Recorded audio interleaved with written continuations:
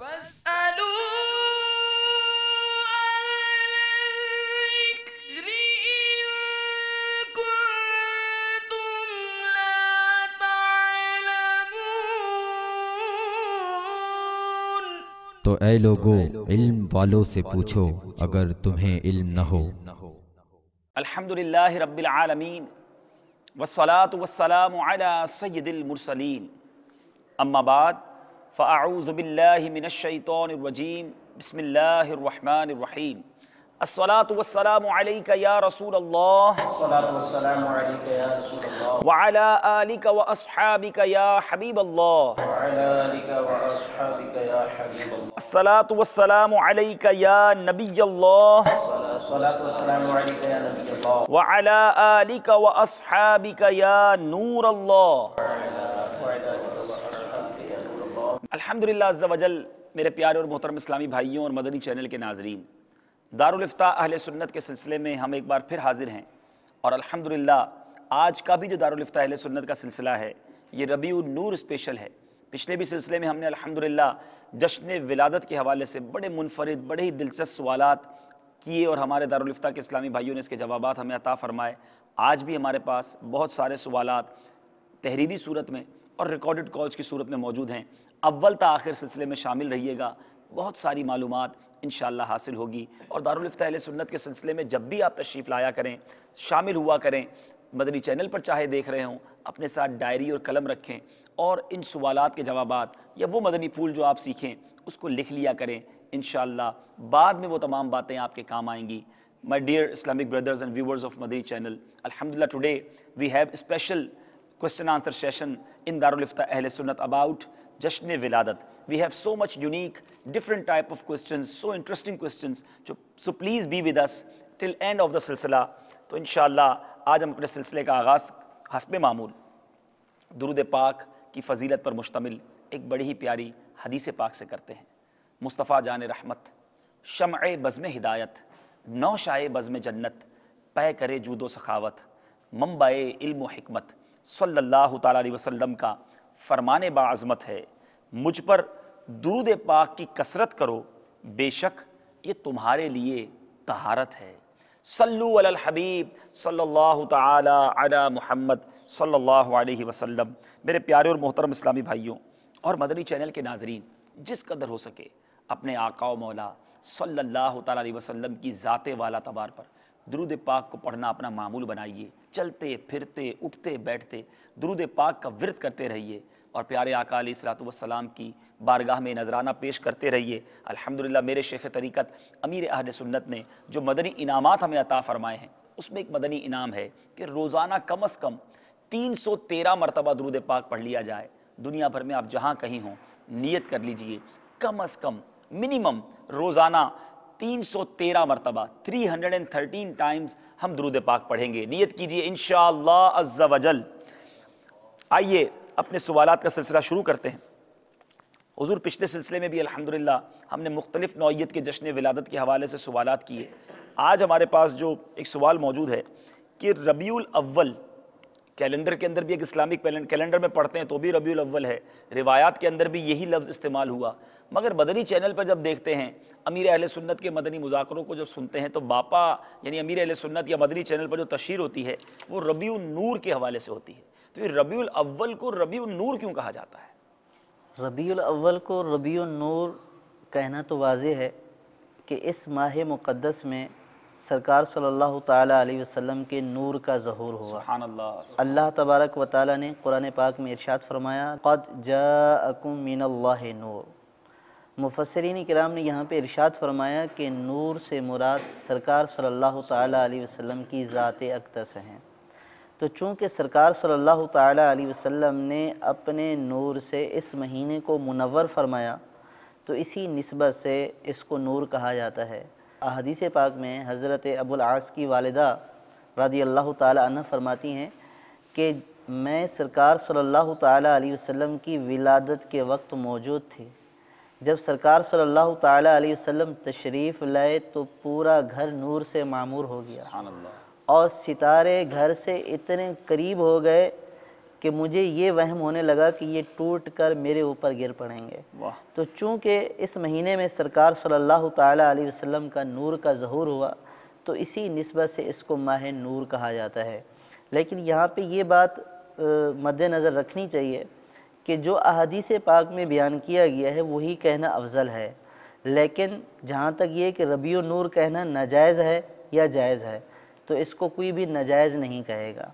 کہ اسی طرح حضور سیدی غوث اعظم رضی اللہ تعالیٰ نے اپنی کتاب غنیۃ الطالبین میں ماہ رمضان کا نام ماہ مواسات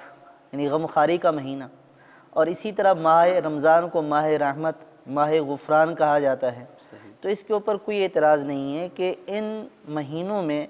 جو نسبت ہوتی ہے یا جس چیز کا نزول ہوتا ہے یا جو چیزیں اس مہینوں میں خصوصی طور پر ان کا وقوع ہوتا ہے تو بعض اوقات انہی سے نسبت کرتے ہوئے اس مہینے کو اسی نام سے موسوم کیا جاتا ہے۔ تو چونکہ اس میں سرکار صلی اللہ تعالیٰ علیہ وسلم کے نور کا ظہور ہوا تو اس لیے اس کو ماہ ربیع النور کہا جاتا ہے۔ تو یہ کہنا بالکل جائز ہے، اس میں شرعاً کوئی حرج نہیں ہے۔ ماشاءاللہ ماشاءاللہ۔ حضور یہ ارشاد فرمائیں کہ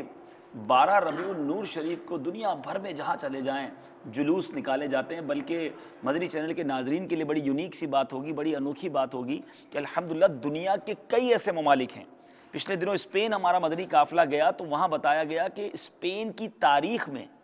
بہت پہلے، اگر صدیوں پہلے جب اسلامی حکومت رہی، جب جلوس نکلتے ہوں، ورنہ کئی 100 سالہ تاریخ کے اندر جلوس نہیں نکلتا تھا، مگر دعوت اسلامی کے مدنی ماحول کی برکت سے اب وہاں پر الحمدللہ جلوس جاری ہو گیا۔ ہانگ کانگ کی تاریخ میں، کوریا میں، جاپان میں کئی ایسے ممالک ہیں جہاں جلوس نہیں نکلتا تھا، مگر دعوت اسلامی کے اسلامی بھائیوں کی کوششوں سے اب الحمدللہ دنیا بھر میں 12 ربیع النور شریف کی آمد تو کیا ہو رہی ہے، یقیناً دنیا بھر میں جہاں کہیں اسلامی بھائی ہوں گے دھوم دھام سے اس جلوس کی تیاری کر رہے ہوں گے۔ سوال یہ حضور کہ جلوس کیوں نکالا جاتا ہے، اس کی کوئی شرعی حیثیت ارشاد فرمائیے۔ جلوس خوشی کا اظہار کرنے کے مختلف طریقے ہیں، ٹھیک ہے، ان طریقوں میں سے ایک اظہار خوشی کا یہ بھی ایک طریقہ ہے کہ جلوس نکال کر استقبال کیا جائے۔ صحیح۔ حضرت یوسف علیہ السلام سورہ یوسف میں کہ آپ اپنے والد گرامی حضرت یعقوب علیہ السلام سے ایک طویل عرصہ سالوں تک جو ہے آپ جدا رہے، تو پھر آپ نے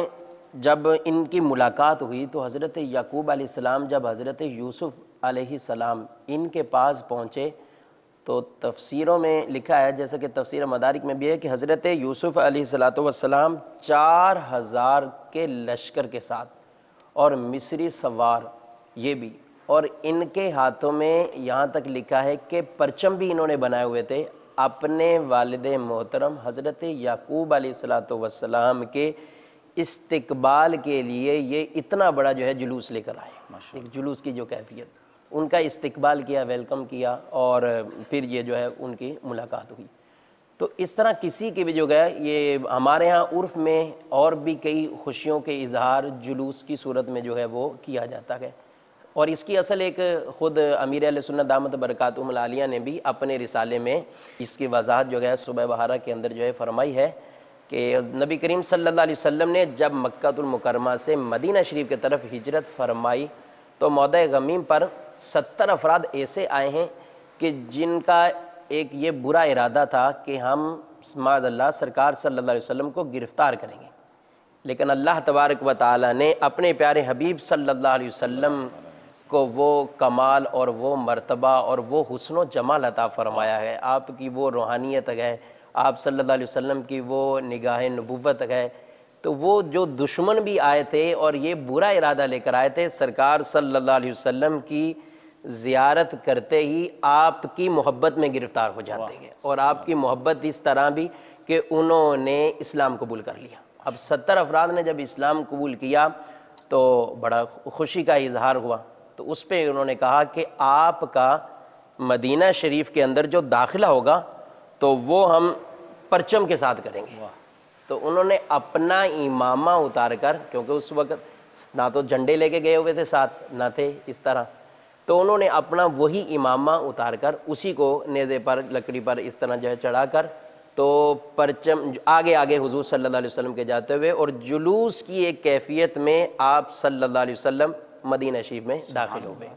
اور مسلم شریف کی روایت ہے جب آپ مدینہ میں گئے تو اس وقت بعض تو مکانوں کی چھتوں پر اور گلیوں میں، غلام وغیرہ اور دیگر کے بارے میں آتا ہے، گلیوں میں حضور صلی اللہ علیہ وسلم نکل آئے اور اس طرح ایک جھرمٹ کے عالم میں، ایک جلوس کی کیفیت میں آپ صلی اللہ علیہ وسلم کا جو ہے وہ استقبال کیا گیا، اور حضور صلی اللہ علیہ وسلم کو یا رسول اللہ، یا محمد، یا رسول اللہ یہ پکارا رہا۔ اور مشہور قصیدہ سنتے ہی رہتے ہیں، طلع البدر علینا من ثنیات الوداع وجب الشکر علینا ما دعا للہ تو داعی۔ اس طرح جلوس جو ہے یہ خوشی کے اظہار کے لیے جی تو یہ نکالنا بالکل جو ہے وہ درست ہے، جائز ہے۔ اب یہ ہو سکتا ہے کہ کوئی یہ کہہ دے ٹھیک ہے وہ تو استقبال ہوا تھا نا، آئے تھے آپ، تو آپ جب آئے تو اس وقت استقبال ہو گیا۔ تو یہ ہم مدنی چینل کے پچھلے سلسلے میں تفصیل سے اس بات پہ گفتگو جو ہے وہ سن چکے ہیں کہ جب وہ کوئی خاص انعام و اکرام کا دن ہوتا ہے تو اس دن کی یاد کو تازہ رکھنا،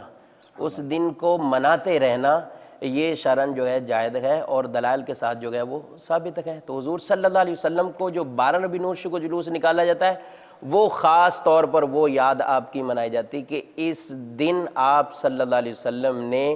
اس دنیا میں تشریف لا کر ساری دنیا کو منور فرمایا ہے، اور حضور صلی اللہ علیہ وسلم ہمارے پر تشریف لائیں، اللہ کی ہمیں نعمت ملی ہے، اللہ کا ہم پر احسان ہوا ہے، اس کے شکرانے کے لیے، اس کی عظمت و تعظیم کے لیے الحمدللہ مسلمان جلوس نکالتے ہیں، اور ہر طرف یہ رائج ہے، شرعاً کوئی اس میں مذائقہ نہیں ہے بلکہ جائز۔ سبحان اللہ۔ مدنی چینل کے ناظرین بھی نیت کر لیں، اگر جلوس میں جانے کی ترکیب نہیں ہے یا پہلے کبھی نہیں تشریف لے گئے، دنیا بھر میں جہاں کہیں ہوں الحمدللہ سرکار کے دیوانے موجود ہیں اور جلوس نکلا کرتے ہیں، تو ربیع النور شریف کے جلوس میں بڑے ہی احترام کے ساتھ، بڑے ہی پیارے طریقے سے، پروقار انداز میں، عامیانہ انداز نہ ہو، بازاری انداز نہ ہو، بلکہ ہو سکے تو سفید کپڑے پہن کر، نئے کپڑے پہن کر، سر پر امامے کا تاج سجا کر، ہاتھوں میں پرچم لیے، مرحبا یا مصطفیٰ کی دھومیں مچاتے ہوئے۔ ہم نے سنا کہ صحابہ کرام علیہم الرضوان کے جھرمٹ میں میرے آقا علیہ الصلوۃ والسلام مدینہ شریف میں داخل ہوئے، ہاتھوں میں پرچم بھی تھا، تو اس یاد کو مناتے ہوئے تصور کے اندر درود و سلام کی صدائیں ہوں،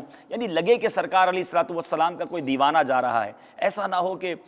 ایسا انداز بھی نہ ہو کہ لوگ اس کو اچھا نہ سمجھیں، بلکہ یہاں میں ایک اور بات عرض کرتا چلوں گا کہ جلوس کے اندر کئی نظر و نیاز کی جانے والی چیزیں ایسی ہیں جو پھینک دی جاتی ہیں، تو اس کا بھی احترام ہونا چاہیے، بلکہ ہو سکے جیسے آپ نے پچھلے سلسلے میں ایک مدنی بہار سنی تھی کہ جلوس کے اندر نیکی کی دعوت کا سلسلہ ہو، یہاں یہ بھی ہو سکتا ہے کہ ہم اگر جلوس میں کچھ تقسیم کرنا چاہتے ہیں تو کیا ہی اچھا ہو ہم امیر اہل سنت کے مکتبۃ المدینہ کے چھپے ہوئے رسائل، وی سی ڈیز یا آڈیو کیسٹس، کتابیں یہ تقسیم کریں کہ جب تک یہ کتابیں، جب تک یہ سی ڈیز دیکھی جاتی رہیں گی، پڑھی جاتی رہیں گی، اس کی برکتیں ملیں گی۔ ایک بڑی پیاری بہار الحمدللہ دعوت اسلامی کے جو رسائل ہوتے ہیں، جو سی ڈیز ہوتی ہیں، اس سے کس طرح لوگ چینج ہوتے ہیں، کس طرح لائف میں تبدیلی آتی ہے۔ سنیے کہ ہند بغدادی کے ایک شہر ملکہ پور کے ایک اسلامی بھائی کا بیان ہے، میں نے تقریباً 5 سال ملک سے باہر گزارے،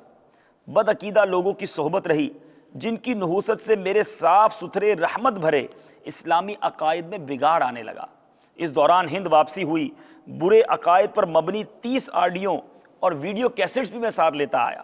خدا کا کرنا ایسا ہوا کہ ایک سبز امامے والے اسلامی بھائی سے میری ملاقات ہو گئی، انہوں نے بڑے پیار بھرے انداز میں مجھ پر انفرادی کوشش کی اور بڑی محبت کے ساتھ مجھے دعوت اسلامی کے مکتبۃ المدینہ کی جاری کردہ ایک وی سی ڈی جس کا نام ہے دیدار امیر اہل سنت، وہ پیش کر دی۔ گھر آ کر میں نے وی سی ڈی چلائی، الحمدللہ جوں وی سی ڈی چلتی رہی تو میرے دل کی گمراہی کی سیاہی جو ہے وہ دھلتی چلی گئی۔ وی سی ڈی ختم ہو گئی، میرا دل بے ساختہ پکار اٹھا کہ یہ وی سی ڈی اہل حق کی ہے، یہ چہرے جھوٹوں کے چہرے نہیں ہیں۔ میں نے عہد کر لیا کہ اس وی سی ڈی والوں کے عقائد کو عمر بھر نہیں چھوڑوں گا۔ میں نے جوش کے عالم میں ساتھ لائی ہوئی گمراہ کن 30 آڈیو اور ویڈیو کیسٹ ضائع کر دی کہ کہیں انہیں سن کر یا دیکھ کر کوئی مسلمان گمراہ نہ ہو جائے۔ اے میرے پیارے اور محترم اسلامی بھائیوں اور مدنی چینل کے ناظرین، آپ نے دیکھا کہ ایک وی سی ڈی نے ایک اسلامی بھائی کی تقدیر کو بدل دیا، برے عقائد سے اس نے توبہ کر لی۔ اگر آپ لنگر رسائل کی ترکیب بنائیں، ربیع النور شریف میں خوب رسالے بانٹیں، سی ڈیز بانٹیں، آڈیو سی ڈیز دیں، امیر علیہ سنت کے بیانات تقسیم کریں، کسی ایک پر بھی اثر ہو گیا، بے نمازی نمازی بن گیا، گناہ کرنے والا گناہ چھوڑنے والا بن گیا، کوئی سنتوں کا پابند بن گیا، آپ کا بیڑا پار ہو جائے گا اور ثواب جاریہ کا وہ میٹر چلنا شروع ہو جائے گا۔ تو نیت کیجئے، کچھ نہ کچھ اماؤنٹ اگر ہم نظر و نیاز کرتے ہیں، لنگر کھلاتے ہیں، کھانا کھلاتے ہیں، اچھی بات ہے، لیکن کچھ نہ کچھ اماؤنٹ اس مد میں بھی رکھیے اور خوب خوب اپنے ملکوں میں، اپنے شہروں میں لنگر رسائل اور VCD کی بھی ترکیب رکھیے۔ آئیے اپنے دیگر سوالات کی طرف چلتے ہیں، بلکہ ایک ریکارڈڈ کال کو اپنے سلسلے میں شامل کرتے ہیں۔ صلو علی الحبیب صلی اللہ تعالی علی محمد صلی اللہ علیہ وسلم۔ السلام علیکم ورحمۃ اللہ۔ جناب میں محمود علی غوری سندھی ہوٹل نیو کراچی سے بات کر رہا ہوں۔ میرا سوال یہ ہے کہ ہم یعنی 12 ربیع الاول مناتے ہیں، صحیح ہے، اب اس میں جیسے الوداعی جمعہ بھی ہوتا ہے، آتا ہے اسے سال میں، اور یعنی شب قدر، شب معراج بھی آتی ہے، تو ان سب یعنی جو اچھے دن آتے ہیں ان میں سب سے افضل دن کیا 12 ربیع الاول ہے یا کوئی اور دوسرا دن؟ تو اور باقی میری رہنمائی فرمائیں۔ ماشاءاللہ، محمود علی غوری بھائی سندھی ہوٹل نیو کراچی سے آپ نے ہمیں کال کیا، اپنے سلسلے میں مرحبا کہتے ہیں۔ حضور سوال آپ نے سنا، کون سا دن سب سے زیادہ افضل ہے؟ جس دن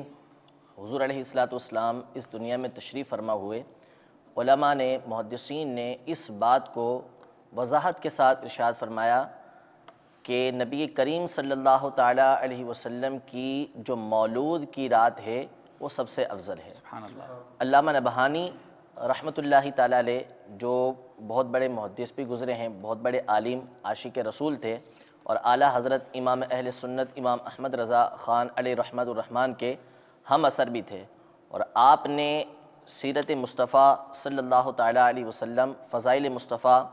صلی اللہ تعالیٰ علیہ وسلم پر 4 ضخیم جلدوں میں کتاب تصنیف فرمائی ہے، جس کو بارگاہ رسالت صلی اللہ تعالیٰ علیہ وسلم کے اندر مقبولیت حاصل ہے۔ تو آپ اپنی تصنیف الانوار المحمدیہ کے اندر وضاحت کے ساتھ لکھتے ہیں کہ وَلَيْلَةُ مَوْلُودِهِ صلی اللہ تعالیٰ علیہ وسلم افضل من لیلۃ القدر، یعنی نبی کریم صلی اللہ تعالیٰ علیہ وآلہ وسلم کی ولادت والی رات یہ لیلۃ القدر سے افضل ہے، کیونکہ لیلۃ القدر کا تذکرہ قرآن مجید فرقان حمید کے اندر موجود ہے، اس کی فضیلت وہاں بیان کی گئی ہے۔ تو علماء نے اس بات کے دلائل ذکر کیے اور ہمیں وجہ بتائیں، اسباب بتائے کہ کیوں ہم لیلۃ المیلاد جو ہے، یعنی حضور علیہ السلام کی جو ولادت کی رات ہے، اس رات کو ہم شب قدر سے افضل کہتے ہیں۔ تو اس میں سے 2 جو باتیں ہیں کہ کیوں ہم لیلۃ القدر کو، لیلۃ المیلاد کو، حضور علیہ السلام کی ولادت کی رات کو شب قدر سے افضل کہتے ہیں، اس میں سے 2 وجہ میں آپ کے سامنے بیان کرتا ہوں۔ علامہ قسطلانی رحمۃ اللہ تعالیٰ علیہ المواہب اللدنیہ کے اندر ارشاد فرماتے ہیں کہ نبی کریم صلی اللہ تعالیٰ علیہ وسلم جو ہے ان کی ولادت کی رات یہ لیلۃ القدر پر اس لیے فضیلت رکھتی ہے کہ لیلۃ القدر کے اندر ملائکہ کا نزول ہوتا ہے، فرشتے نازل ہوتے ہیں، تو فرشتوں کے نزول کی وجہ سے، ان کے زمین پر اترنے کی وجہ سے لیلۃ القدر کو، شب قدر کو جو ہے وہ فضیلت حاصل ہوئی۔ تو جس رات فرشتے نازل ہوں وہ رات فضیلت والی ہے، اور فرشتوں کے نازل ہونے کی وجہ سے اس رات کو فضیلت حاصل ہوئی۔ تو جس رات فرشتوں کے سردار، تمام نبیوں کے سردار نبی کریم صلی اللہ تعالیٰ علیہ وسلم اس دنیا کے اندر تشریف لے کر آئے، وہ رات اس سے زیادہ فضیلت والی کہلائے گی، کیونکہ ہم نے یہاں پر جو موازنہ کیا ہے وہ اس سے کیا ہے کہ نازل کون ہو رہے ہیں، دنیا کے اندر آ کون رہے ہیں۔ تو لیلۃ القدر کو جو فضیلت حاصل ہوئی تھی وہ فرشتوں کے آنے کی وجہ سے حاصل ہوئی تھی، تو فرشتوں سے بڑھ کر ہستی جس رات تشریف لائے گی وہ رات لیلۃ القدر سے بڑھ کر ہو جائے گی، شب قدر سے بڑھ کر ہو جائے گی۔ یہ ایک بات ہے۔ دوسری وجہ آپ نے یہ ارشاد فرمائی کہ لیلۃ القدر یہ امت محمدیہ کے لیے ایک فضیلت ہے کہ اس رات اگر کوئی عبادت کرتا ہے حضور علیہ السلام کی امت میں سے تو اسے 1000 راتوں سے زیادہ عبادت کرنے کا ثواب حاصل ہوتا ہے۔ یہ صرف امت محمدیہ صلی اللہ تعالیٰ علیہ وسلم کے لیے فضیلت ہے۔ تو لیلۃ القدر کی وجہ سے ہمیں فضیلت حاصل ہوئی ہے، لیکن حضور علیہ السلام کی آمد کی وجہ سے تمام مخلوقات کو فضیلت حاصل ہوئی ہے۔ سبحان اللہ، سبحان اللہ۔ علامہ ساوی رحمۃ اللہ تعالیٰ علیہ، انہوں نے اپنی تفسیر کے اندر حاشیۃ الساوی جو جلالین کے اوپر ہے، بہت بڑے عاشق رسول تھے علامہ ساوی رحمۃ اللہ تعالیٰ علیہ، مفسر قرآن تھے، یہ ارشاد فرماتے ہیں جب فرشتوں نے اللہ تبارک و تعالیٰ کی بارگاہ میں یہ عرض کی تھی کہ تو زمین پر اس کو خلیفہ بنا رہا ہے کہ جو زمین کے اندر فساد کرے گا، خون ریزی کرے گا، ایسے کو تو جو ہے وہ خلیفہ بنا رہا ہے۔ تو اللہ تبارک و تعالیٰ نے یہ ارشاد فرمایا تھا کہ میں وہ جانتا ہوں جو تم نہیں جانتے، مجھے معلوم ہے۔ تو آپ علامہ ساوی رحمۃ اللہ تعالیٰ علیہ اس آیت کی تفسیر میں فرماتے ہیں کہ فرشتوں نے انسانوں کے جو بری باتیں تھیں ان کی طرف دیکھا، انہوں نے انسانوں کی فضیلت کی طرف نہیں دیکھا۔ فرماتے ہیں کہ اگر فرشتے صرف نبی کریم صلی اللہ تعالیٰ علیہ وسلم کی طرف دیکھ لیں تو آپ علیہ السلام کی ذات کا جو نفع ہے، آپ علیہ السلام کی ذات کی جو فضیلت ہے وہ تمام مخلوق کی برائیوں کے اوپر حاوی ہے۔ آپ کی فضیلت اور ایک طرف، آپ کی رحمت ایک طرف، اور تمام انسانوں کی برائیاں ایک طرف، تو آپ علیہ السلام کی فضیلت اور آپ کی رحمت اس سے بڑھ کر ہوگی۔ تو حضور علیہ السلام کی آمد کی وجہ سے تمام انسانوں کو فضیلت حاصل ہوئی، حتیٰ کہ آپ کی رحمت سے کافر بھی محروم نہیں ہے، کافروں پر بھی اب اجتماعی عذاب نہیں آئے گا۔ قرآن مجید فرقان حمید میں اللہ تبارک و تعالیٰ ارشاد فرماتا ہے، کافروں نے مطالبہ کیا کہ ہم پر آسمان سے پتھر نازل کیے جائیں، پتھر برسائے جائیں ہمارے اوپر، کہ اگر آپ جو لے کر آئے ہیں ہم اسے جھٹلا رہے ہیں، آپ سچے ہیں تو اللہ سے دعا کریں ہم پر پتھر آئیں۔ تو اللہ تبارک و تعالیٰ نے ارشاد فرمایا وَمَا كَانَ اللَّهُ لِيُعَذِّبَهُمْ وَأَنْتَ فِيهِمْ، اے محبوب جب تک آپ ان کے درمیان تشریف فرما ہیں اللہ تبارک و تعالیٰ کی شان نہیں کہ ان کو عذاب دے۔ تو حضور علیہ السلام کی رحمت سے کوئی کافر بھی محروم نہیں ہے۔ اللہ تبارک و تعالیٰ فرماتا ہے وَمَا أَرْسَلْنَاكَ إِلَّا رَحْمَةً لِلْعَالَمِينَ، کہ ہم نے آپ کو تمام عالمین کے لیے رحمت بنا کر بھیجا، دنیا میں بھی آپ کی آمد کی وجہ سے نفع اور آخرت میں بھی ہر ایک کو حضور علیہ السلام کی رحمت سے حصہ ملے گا۔ قیامت کے دن جب تمام لوگ اللہ تبارک و تعالیٰ کی بارگاہ میں حاضر ہوں گے اور اس وقت حساب کا انتظار کر رہے ہوں گے، تمنا کریں گے، وہ انتظار کی مشقت ایسی ہوگی کہ ان کی تمنا ہوگی کہ حساب شروع ہو، اس کے بعد جو چاہے ہوتا رہے۔ تو پھر حضور علیہ السلام اللہ تبارک و تعالیٰ کی بارگاہ میں شفاعت کا دروازہ کھولیں گے۔ سب سے پہلے آپ شفاعت کریں گے تو وہ شفاعت کبریٰ کہلاتی ہے، شفاعت عظمیٰ کہلاتی ہے، اس میں سے کافروں کو بھی حصہ ملے گا کہ وہ انتظار کی جو مشقت تھی وہ ختم ہو جائے گی، اب حساب شروع ہو جائے گا، شفاعت شروع ہو جائے گی۔ تو حضور علیہ السلام کا جو نفع ہے، آپ کی جو رحمت ہے وہ تمام لوگوں کے اوپر ہے۔ تو لیلۃ القدر سے صرف امت محمدیہ کو حصہ ملا ہے اور حضور علیہ السلام کی آمد سے تمام لوگوں کو حصہ ملا ہے۔ یہیں پر علماء نے ایک بات یہ ارشاد فرمائی کہ حضور علیہ السلام کی ولادت ماہ ربیع النور شریف میں ہوئی، پیر کے دن ہوئی۔ آپ کی ولادت جو ہے وہ رجب میں نہیں ہوئی، جو حرمت والا مہینہ پہلے سے تھا، رمضان میں نہیں ہوئی، محرم کے اندر نہیں ہوئی، یا آپ کی ولادت جو ہے وہ شعبان کی 15ویں رات کو نہیں ہوئی۔ تو ان راتوں کو جو فضیلت حاصل تھی ان راتوں میں حضور علیہ السلام کی ولادت کیوں نہیں ہوئی؟ اسی طرح حضور علیہ السلام کی ولادت مکے میں ہوئی، آپ کی مدینے میں ولادت نہیں ہوئی، گھر کے اندر ہوئی، کعبہ شریف کے اندر نہیں ہوئی۔ تو یہاں پر علماء نے یہ نقطہ ارشاد فرمایا کہ جو زمانے ہیں، جو وقت ہے، جو مکان ہے، حصہ ہے زمین کا، اس کی وجہ سے حضور علیہ السلام کو فضیلت حاصل نہیں ہوتی،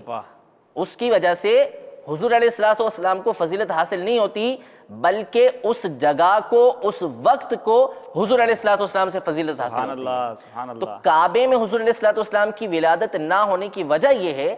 یہ جو علامہ قسطلانی رحمۃ اللہ تعالیٰ علیہ نے اسی کتاب کے اندر بیان فرمائی، وہ یہ ارشاد فرمائی کہ کہیں کسی کو یہ گمان ہوتا کہ شاید حضور علیہ السلام کو یہ فضیلت کعبے میں پیدا ہونے کی وجہ سے حاصل ہے، تو اس لیے حضور علیہ السلام کی ولادت جو ہے وہ گھر کے اندر ہوئی ہے۔ تو آپ علیہ السلام کی وجہ سے زمانے کو، وقت کو، جگہ کو فضیلت حاصل ہوتی ہے، جگہ کو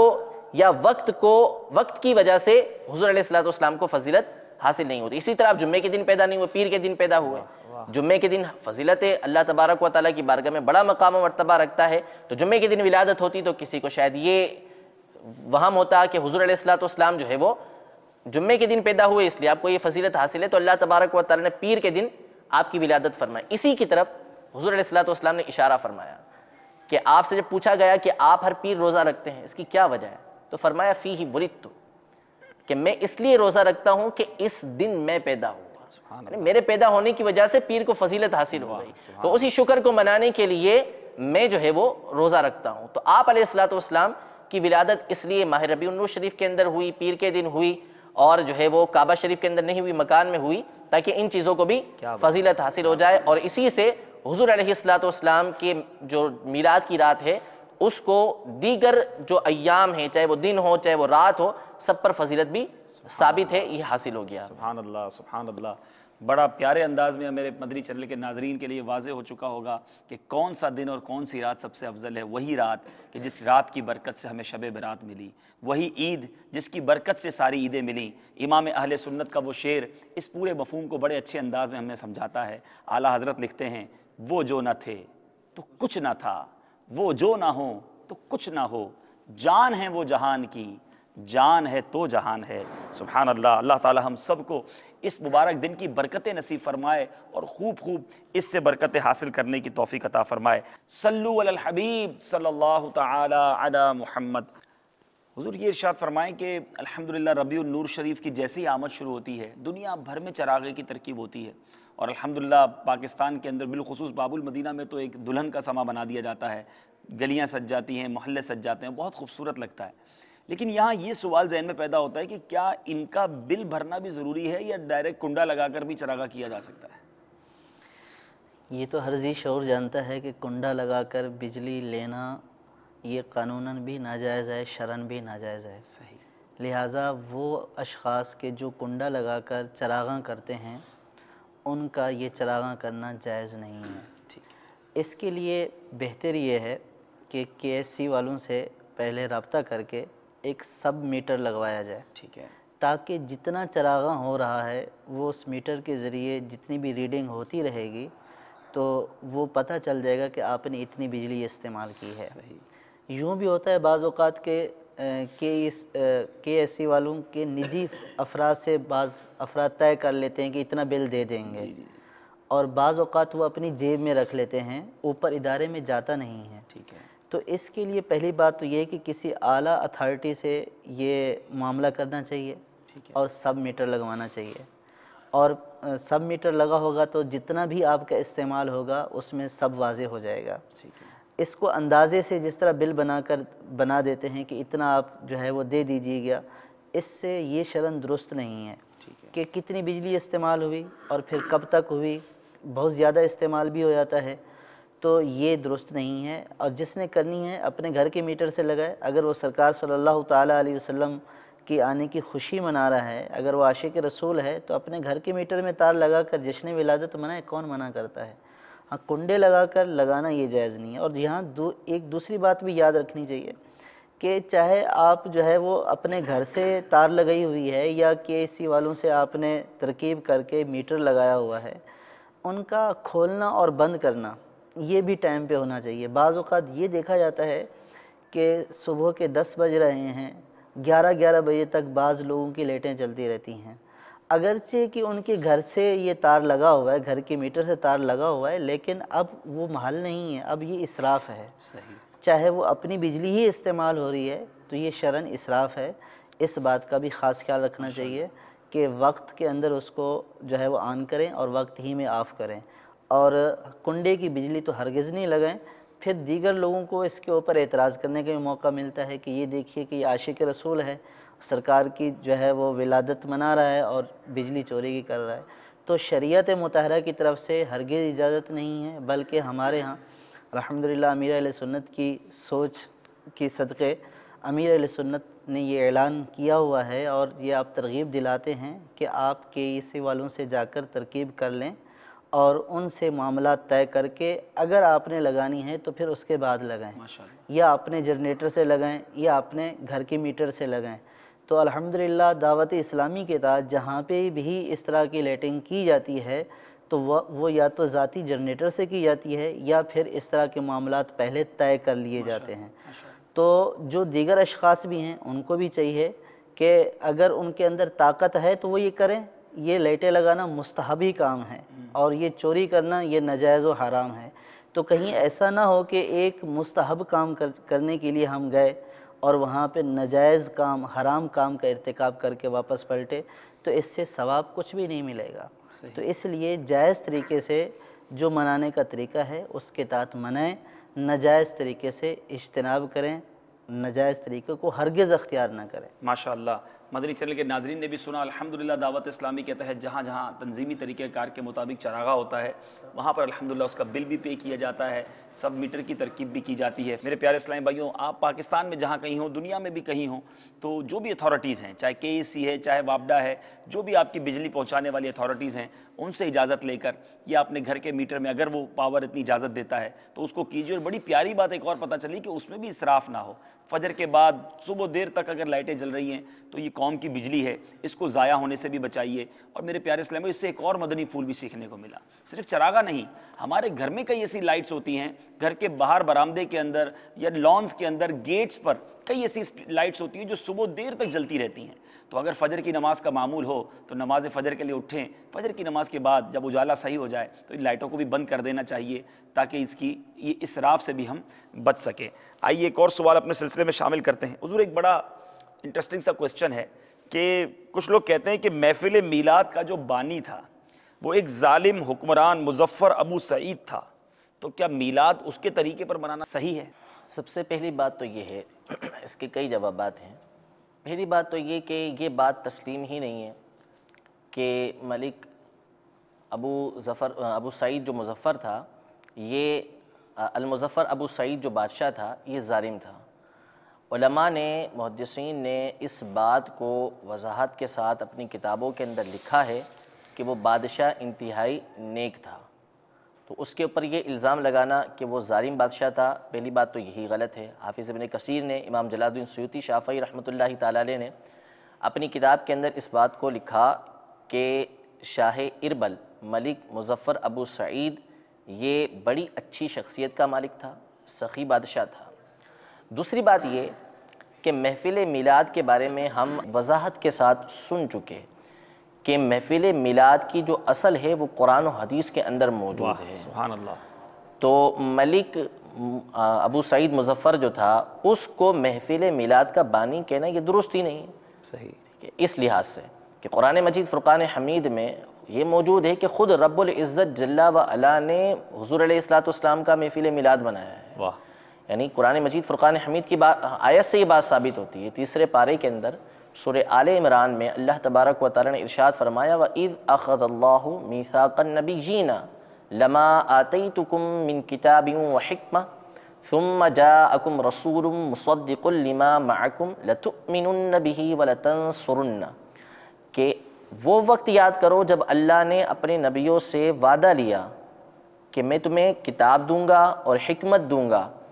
پھر جو تمہارے پاس ہے کتاب و حکمت اس کی تصدیق کرتا ہوا ایک رسول آئے گا، یعنی حضور علیہ السلام، تو تم اس پر ایمان لانا اور ضرور بھی ضرور اس کی مدد کرنا۔ تو یہاں پر اللہ تبارک و تعالیٰ نے عالم ارواح میں نبیوں سے اس بات کا عہد لیا کہ وہ نبی کریم صلی اللہ علیہ وسلم پر ایمان لائیں گے۔ تو اللہ تبارک و تعالیٰ نے انبیاء کرام علیہم السلام کے مجمع میں ان کی محفل کے اندر حضور علیہ السلام کے فضائل بیان فرمائے۔ تو محفل میلاد نام کیا ہے؟ محفل میلاد حضور علیہ السلام کے فضائل بیان کرنے کا نام ہے کہ اس دن حضور علیہ السلام کی خصوصی فضیلتیں، خاص طور پر جو ہے وہ فضیلتیں بیان کی جاتی ہیں۔ تو یہ بات ہی غلط ہے کہ محفل میلاد کا بانی ہم اس بادشاہ کو کہیں۔ تیسری بات یہ کہ کیا اگر کوئی ظالم بادشاہ، ہم تسلیم کر لیتے ہیں کہ وہ بادشاہ ظالم تھا اور وہی محفل میلاد کا بانی تھا، تو کیا اگر کوئی ظالم بادشاہ کوئی اچھا کام کرے تو پھر اس کو ختم کر دینا چاہیے؟ تو پھر قرآن مجید فرقان حمید کے اندر جتنے زبر زیر پیش لگے ہوئے ہیں سب کو ختم کر دیں، کیونکہ یہ بات متفق علیہ سب جانتے ہیں کہ یہ اعراب لگانے کا حکم حجاج بن یوسف نے دیا تھا، اور حجاج بن یوسف جو اس کا ظلم تھا، جیسا وہ ظالم تھا، علماء کہتے ہیں کہ ساری امتوں میں سب سے بڑھ کر ظالم وہ تھا۔ اپنے ہاتھ سے 1 لاکھ لوگوں کو قتل کرنے والا، بڑے بڑے صحابہ اور تابعین کو قتل کرنے والا، شہید کرنے والا یہ حجاج بن یوسف تھا۔ تو اگر ظالم بادشاہ کی ایجاد کی وجہ سے، ظالم بادشاہ اگر کسی کام کی ابتدا کرے اور وہ کام اچھا ہو تو اسے اپنانا نہیں چاہیے، تو پھر قرآن مجید فرقان حمید میں جتنے اعراب ہیں جہاں جہاں زبر زیر پیش لگے ہوئے سب کو ختم کر دیں۔ چوتھی بات یہ کہ اگر کسی ظالم بادشاہ نے کوئی چیز ایجاد کی ہے، ٹھیک ہے، تو اگر اس بات کو ہم لے لیں کہ اس کی وجہ سے پھر قبول نہیں کرنا چاہیے، تو اگر کوئی عادل بادشاہ اس چیز کو ایجاد کرے کوئی عدل والا انصاف والا بادشاہ اس کوئی اچھی بات ایجاد کرے تو پھر اس کو قبول کرنا چاہیے۔ تو پھر سلطان صلاح الدین ایوبی رحمۃ اللہ تعالیٰ علیہ جو بہت بڑے عادل بادشاہ تھے، انہوں نے اذان سے پہلے درود پاک پڑھنا ایجاد کیا ہے۔ علماء نے اپنی کتابوں کے اندر، علامہ شامی نے رد المحتار کے اندر، جلال الدین سیوطی شافعی رحمۃ اللہ تعالیٰ علیہ نے الوسائل کے اندر اس بات کو لکھا کہ سب سے پہلے اذان سے پہلے درود پاک کی ابتدا کرنے والا سلطان صلاح الدین ایوبی رحمۃ اللہ تعالیٰ علیہ تھے۔ تو وہ عادل بادشاہ تھے، انہوں نے اچھی چیز کو ایجاد کیا، تو ظالم بادشاہ کو قبول نہ کریں، عادل بادشاہ کی بات قبول کرتے ہوئے پھر ہم صلاۃ والسلام شروع کرنا ہے۔ تو یہ نہیں ہوتا کہ ہم ظالم بادشاہ کو دیکھیں یا عادل بادشاہ کو دیکھیں، بلکہ ہم نے یہ دیکھنا ہے کہ جو چیز ایجاد ہوئی ہے، جو بات ہمارے سامنے آئی ہے، آیا وہ قرآن و حدیث کے مطابق ہے یا نہیں ہے۔ اگر وہ قرآن و حدیث کے مطابق ہے تو ہم نے اس پر عمل کرنا ہے، اور اگر وہ قرآن و حدیث سے ٹکراتی ہے تو پھر ہم نے اسے چھوڑ دینا ہے۔ تو محفل میلاد کو ہم دیکھ لیں کہ وہ کیسے منائی جاتی ہے۔ اگر اس میں کوئی خلاف شرع بات ہے، اگر اس کے اندر کوئی ایسی بات ہے کہ جو شریعت مطہرہ سے ٹکراتی ہے تو ہم اسے چھوڑ دیں گے، اور اگر اس کے اندر ایسی کوئی بات نہیں اور واقعی نہیں ہے تو پھر اسے چھوڑنے کی کوئی تک نہیں بنتی۔ ماشاءاللہ ماشاءاللہ، بہت پیارے انداز میں ہمارے اسلام بھائی نے ہماری رہنمائی فرمائی۔ حضور یہ ارشاد فرمائے کہ عید میلاد النبی، عید کا لفظ کہا جاتا ہے، ویسے تو بڑا اچھا پیچھے ڈیفائن ہوا کہ سارے دنوں سے بڑھ کر یہ دن ہے، لیکن یہ عید کہنا یہ کس وجہ سے ہے؟ یہ بھی ایک سوال ہے کہ ارشاد فرمائے کہ اس دن کو عید کہنا کیسا ہے؟ عید کے معنی پر اگر غور کر لیا جائے کہ عید کسے کہتے ہیں، عید لوٹ کر آنے والے دن کے لیے کہا جاتا ہے، ٹھیک ہے۔ اور اصطلاح میں پھر یہ عید الفطر اور عید الاضحیٰ کے لیے علامہ اصفہانی نے، امام راغب نے بیان کیا ہے کہ اصطلاح میں اس کے ساتھ جو ہے وہ خاص ہے، لیکن اپنے معنی اور مفہوم کے اعتبار سے عید کا اطلاق ہر کسی خوشی کے موقع پر، جب اللہ تبارک و تعالیٰ سے کوئی خصوصی فضل ملا ہو، اللہ کی کوئی نعمت ملی ہو، تو اس خوشی کے موقع پر اس دن کو عید کہنا یہ بالکل درست ہے، اور دلیل کے طور پر انہوں نے قرآن پاک کی ایک آیت اس پر لکھی ہے۔ حضرت عیسیٰ علیہ السلام، آپ کے حواریوں نے آپ سے کہا کہ اے عیسیٰ، آپ کا رب کیا آسمان سے ایک دسترخوان اتار سکتا ہے؟ سوال کیا۔ تو آپ نے ان سے کہا کہ اللہ تعالیٰ سے استغفار کرو، ایسا سوال کر رہے ہیں۔ تو انہوں نے کہا کہ ہم اس لیے نہیں کہ سوال کر، ہمارا مقصد یہ ہے کہ ہم اس سے کھائیں اور ہمارے قلب کو سکون پہنچے، اطمینان پہنچے۔ تو حضرت عیسیٰ علیہ السلام نے اللہ کی بارگاہ میں دعا کر دی، اللہم ربنا انزل علینا مائدۃ من السماء تکون لنا عیدا لاولنا وآخرنا۔ یہ آیت مبارکہ ہے کہ آپ نے دعا کی، اے اللہ ہم پر آسمان سے ایک دسترخوان نازل فرما، اور وہ دسترخوان نازل ہونے کا دن، مفسرین نے یہاں پہ دن معذوف نکالا ہے، وہ دن جو ہے وہ ہمارے پہلوں کے لیے بھی اور بعد میں آنے والوں کے لیے عید ہو جائے گا۔ تو پھر آگے تفسیر ہے اس میں کہ وہ دسترخوان پھر اترا اور آپ کے علیہ الصلوۃ والسلام کی جو ہے یہ دعا قبول ہوئی۔ تو جب آپ کی یہ دعا قبول ہوئی تو آپ نے شکرانے کے اندر جو ہے اللہ تبارک و تعالیٰ کی تسبیحات بھی کی، آپ نے نماز بھی جو ہے وہ ادا کی کہ اللہ کی خاص آج جو ہے وہ نعمت ملی ہے، اور اس کو دعا میں کیا کہا ہے کہ یہ دن ہمارے اگلوں کے لیے بھی اور ہمارے پچھلوں کے لیے بھی یہ عید کا دن جو ہے وہ ہو جائے۔ تو اس سے پتہ چلا کہ خاص وہ دن جس میں اللہ کا انعام ہو، اللہ کا اکرام ہو، اس دن کو عید کہنا یہ خود قرآن پاک کی اس آیت مبارکہ سے ثابت ہے، اور سنت عیسیٰ سنت نبی ہے کہ اس نعمت والے دن کو جو ہے عید کہنا۔ عموماً سوال یہ ہوتا ہے کہ عیدیں تو دو ہی ہیں، تو دو عیدیں اس معنی کے اعتبار سے، مفہوم کے اعتبار سے عیدیں دو نہیں ہیں، بلکہ اس میں تو بہت عیدیں گئے۔ جمعے والے دن کے بارے میں خاص طور پر روایت میں ارشاد فرمایا گیا ہے کہ جعلہ اللہ عیدن، اللہ تعالیٰ نے اس دن کو عید بنایا ہے جمعۃ المبارک کے لیے، ارشاد فرمایا نبی کریم صلی اللہ علیہ وسلم نے۔ تو جمعہ ایک مہینے میں پھر اس اعتبار سے مسلمان جو ہے کتنی 4 عیدیں منا رکھے ہیں، تو آپ گنتے جائیں کہ کتنی عیدیں ہم۔ اس کے علاوہ بھی آیت مبارکہ ہے الیوم اکملت لکم دینکم واتممت علیکم نعمتی ورضیت لکم الاسلام دینا۔ یہ قرآن پاک کی آیت مبارکہ حضرت عبداللہ بن عباس نے ایک جگہ تلاوت فرمائی. آپ کے پاس ایک یہودی بیٹھا, اس نے کہا کہ اگر یہ آیت ہمارے اوپر نازل ہوتی تو ہم اس کو عید کا دن بنا لیتے. تو حضرت عبداللہ بن عباس نے ان سے ارشاد فرمایا کہ ہمیں یاد ہے کس دن یہ نازل ہوئی تھی. یہ اس دن نازل ہوئی تھی کہ جس دن اللہ نے اس کو نازل فرمایا اس دن ہمارے لیے ویسے ہی 2 عیدیں تھیں. وہ یہ کہ ایک یوم عرفہ ایک یوم جمعہ. تو یہ اس اعتبار سے 2 عیدوں کے دن ہمارے اوپر, یعنی اس کو گویا کہ جواب دینا مقصود ہے کہ تم کہہ رہے ہیں ہم اس کو عید بنا لیتے ہیں, یہ تو ہماری 2 عیدوں کے دن والی جو ہے دن آیت مبارکہ جو ہے نازل ہوئی. تو اس قرآن پاک کی آیت سے اور اس روایت سے اور دیگر جو جمعۃ المبارک کے بارے میں فرمایا, اور علماء نے بڑی پیاری بات اس میں بھی ایک لکھی ہے کہ جمعہ کو عید کہنے کی مختلف وجہ ہیں, اور ایک اس میں وجہ یہ بھی فرمایا گیا کہ ولد فیہ آدم, کہ اس میں حضرت آدم علیہ الصلوۃ والسلام کی ولادت ہوئی. ان وجوہات میں سے ایک وجہ یہ بھی ہے. تو جس دن میں اللہ کے نبی حضرت آدم علیہ الصلوۃ والسلام کی ولادت ہوئی ہے اس کو عید فرمایا جا رہا ہے. تو جس دن میں سید الانبیاء نبی کریم صلی اللہ علیہ وسلم جی کی جو ہے ولادت باسعادت ہوئی ہے تو اس کو بدرجہ اولا جو ہے ہم عید کہہ سکتے ہیں. تو عید کا لفظ اس کے لیے بولنا بالکل درست اور ثابت ہے. ماشاءاللہ. یہاں پر وہ شعر اعلیٰ حضرت کا مجھے یاد آ رہا ہے, جمعہ مکہ تھا عید اہل عبادت کے لیے, مجرموں آؤ یہاں عید دوشنبہ دیکھو. اعلیٰ حضرت تو ہر پیر کو عید کہہ رہے ہیں, اور واقعی جس طرح حضرت آدم علیہ السلام کی ولادت پر جمعے کے دن کو عید کہا گیا, تو الحمدللہ دنیا بھر میں مسلمان جشن ولادت بھی مناتے ہیں اور اس دن کو عید کا دن بھی مانتے ہیں. حضور یہاں یہ سوال پیدا ہوتا ہے کہ اگر یہ عید کا دن ہے, کرنے والے سوال کرتے ہیں, لکھا ہوا بھی ہے,